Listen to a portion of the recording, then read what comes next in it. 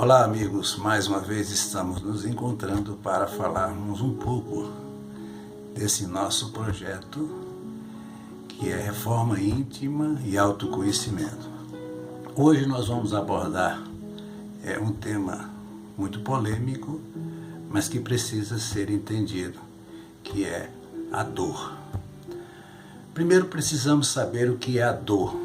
Então a dor é um sinal fisiológico que caracteriza-se por uma agressão celular, visando a integridade do nosso organismo. Traduzindo, todas as vezes que o nosso corpo se sentir invadido por algum fato, alguma coisa que venha provocar uma desarmonia ou morte na sua estrutura celular, um dispositivo será acionado e esse dispositivo é a dor. Como um aviso que é feito, que é provocado através de um estímulo, a dor ela vai para o cérebro. Mas antes ela passa por uma espécie de um portal ou de um portão localizado na medula, chamada de gate control, ou seja, portão de controle. Como sabemos, nós temos dois cérebros. Nós temos o arqueocórtex e o neocórtex. O arqueocórtex é o nosso cérebro primitivo, é o cérebro que nós herdamos ainda da nossa natureza animal. É um cérebro que atua unicamente pela força do instinto. Já o neocórtex é o nosso cérebro mais elaborado, é o nosso novo cérebro que ocupa uma vasta área de toda a nossa massa cerebral e que é responsável pelas nossas emoções, pelos nossos sentimentos, ou seja, tudo que nós conseguimos ter e fazer e que o animal não tem, está exatamente localizado neste cérebro.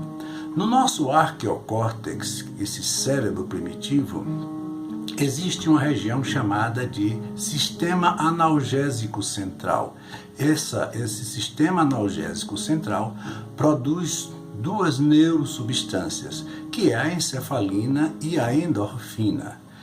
E essas substâncias, elas têm ação direta sobre essa porta pela qual passam os sinais de dor. Dependendo da maior ou menor quantidade dessa substância, a dor pode ser pequena, pode ser média ou uma dor de grande intensidade. Vamos tentar entender o que significa tudo isso. O nosso neocórtex é o nosso cérebro mais evoluído, portanto, como eu disse, ele é meramente humano. Todas as vezes que ele está em atividade, nós estamos agindo com emoções, com sentimentos e tudo aquilo que está ligado ao nosso cotidiano. Por isso, todas as vezes que nós fugimos desta realidade e passamos a nos comportar como animal, ou seja, visando apenas a força do instinto, aumenta a nossa atividade cerebral nessa área do arqueocórtex, consequentemente inibe muito a produção da endorfina, da encefalina e da endorfina. Com a quantidade dessa substância suprimida, consequentemente elas não têm o poder de fechar aquele portal que fica na medula, cuja função é a passagem da dor. Deixando o portão aberto, a dor passa em grande intensidade. Portanto, todas as vezes que o homem estiver pensando como animal, pela força do instinto, ele tem uma predisposição muito grande a sentir dor. Quando você diminui a sua atividade cerebral no neocórtex, ou seja, passando a exercê-la no neocórtex, consequentemente, essa atividade diminuindo no arqueocórtex, passa a produzir uma quantidade maior de endorfina e encefalina, e esse portão passa a ficar mais fechado e, consequentemente, diminui a quantidade de dor. Por isso que podemos hoje verificar que existem pessoas que têm uma grande tolerância e uma grande capacidade de suportar a dor, quando a dor muitas vezes é a mesma para todos nós. Depende da forma como cada um carrega o seu pensamento, e isso vai determinar o que vai diminuir ou aumentar essa quantidade de substâncias que são responsáveis pelo sistema analgésico central. Consequentemente, tudo vai depender da forma como nós pensamos a nossa vida. E aí você começa a entender também que não podemos de forma nenhuma esquecer que o que nós estamos conversando sobre a dor é uma questão meramente física e neurológica. E aí você vai fazer a pergunta, e a dor moral? Então, ela ocorre quando nós sabotamos os nossos pensamentos. O que significa sabotar os nossos pensamentos? É vivermos entregues a uma preocupação que muitas vezes nada resolve na nossa vida. Esse excesso de preocupação provoca em todos nós uma quantidade enorme de estresse. Esse estresse provoca uma grande desarmonia. A desarmonia, por sua vez, é um quadro característico da dor. Por quê? Porque se a dor é um sinônimo de instabilidade, de ameaça, esse é, sem sombra de dúvida, um grande fator de ameaça. E aí as pessoas muitas vezes perguntam, e onde é que fica tudo isso? Fica alojado nos nossos sentimentos. Sentimentos são todas as nossas heranças guardadas dentro de nós. Se você é uma pessoa que tem uma história de vida complexa, de revolta, de ressentimento, de mágoa, os seus sentimentos vão carregar exatamente essas características, esses valores, esses fatores. As emoções são fatos corriqueiros de nossa vida. A emoção significa movimento para fora. Então, mas quando nós temos uma emoção, de imediato nós formulamos uma interpretação, mas tudo vai depender do nosso sentimento. Aí você faz a pergunta, que é tão comum e tão corriqueira. O que é que dói? Por exemplo, a traição dói?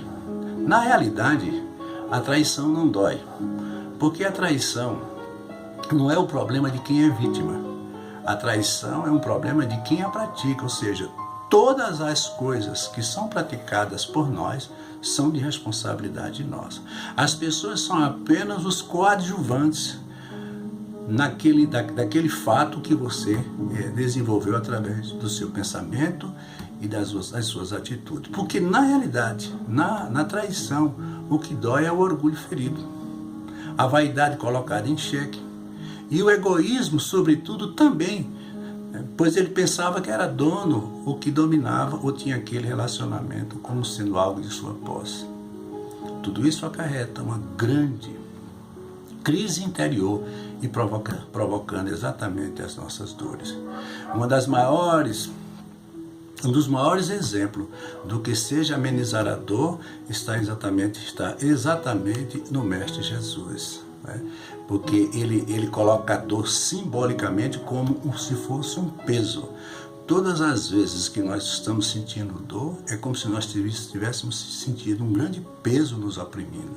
Mas ele diz, vinde a mim todos vós que estáis cansados e eu vos aliviarei. Veja que ele não inibe ou não exonera o fator do cansaço. E todos nós vamos cansar, mas com ele o cansaço é menor, pois ele tem essa grande facilidade de aliviar esse cansaço. Tomai sobre vós o meu jugo e aprendei comigo, porque sou manso e humilde de coração, e acharei descanso para a vossa alma, pois meu jugo é suave e meu fardo é leve. Então, quando ele diz que o seu fardo é leve, o que significa isso? Que os pesos, quando são carregados, e ao carregar, nós também promovemos um sentimento de amor e de paz, de harmonia e, sobretudo, de humildade. Porque se você verificar no Sermão das Bem-aventuranças, as 8 que Jesus nos mostrou, a primeira ele diz, vinde a mim todos vós, ou melhor, bem-aventurados os pobres de espírito, porque terão o reino do céu. Que virtude ele provoca, ou ele estimula nos pobres de espírito? A humildade. Sem humildade, ninguém consegue alcançar nada de positivo na vida. Mas em seguida ele diz, bem-aventurados os que choram, porque terão o reino de Deus, ou porque serão consolados. Então, com certeza, toda pessoa humilde, ela chora, mas não chora de revolta, ela não chora sentindo o peso da angústia ou de qualquer coisa que assim possa se parecer. E com certeza tudo isso faz parte da construção dessa nova vida que todos nós precisamos trabalhar e desenvolver dentro de nós. Esta reforma que tanto nós precisamos, é preciso que ela seja feita o mais urgente possível. Portanto, chegamos exatamente aonde nós queríamos e deixamos aqui alguns avisos muito importantes. Dentre eles, podemos dizer que a sua irritação não vai solucionar problema algum. As suas contrariedades não alteram a natureza das coisas. Os seus desapontamentos não fazem o trabalho que só o tempo conseguirá fazer. Portanto, é preciso muita paciência e humildade. O seu mau humor não vai modificar a sua vida. A sua dor não impedirá o sol brilhar amanhã sobre os bons e os maus. A sua tristeza não iluminará os caminhos.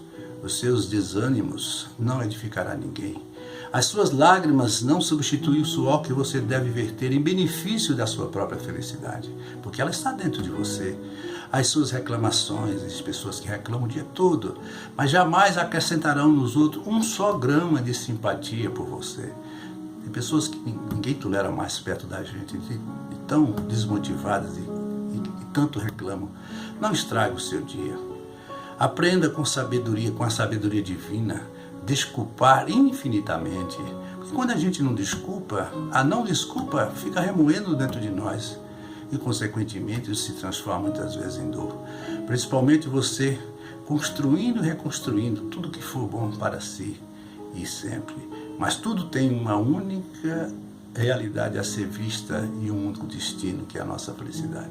Portanto, meus amigos, fica aqui esse recado, esse aviso sobre a dor e como a gente conviver ou até mesmo eliminá-la. Na próxima semana vamos estar mais uma vez juntos para tratarmos de mais um tema deste nosso belíssimo trabalho. Eu digo belíssimo por quê? Porque ele traz tantos ensinamentos para todos nós, que é essa reforma íntima e esse autoconhecimento. Muita paz e até a próxima.